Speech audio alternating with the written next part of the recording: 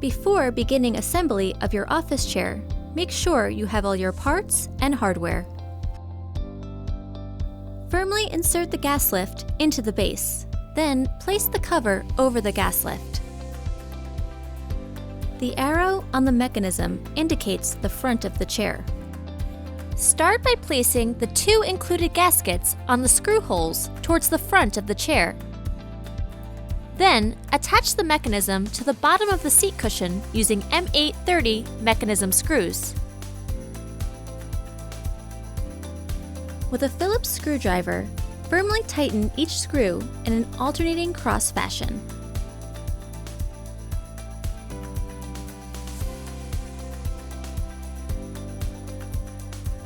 Secure the backrest onto the seat cushion using M630 screws.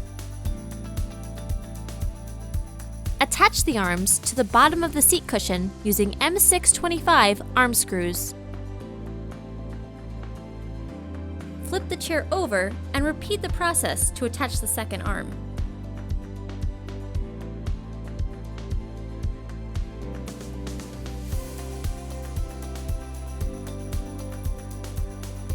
Firmly place your seat onto the gas lift. Attach the arms to the backrest using M836 screws.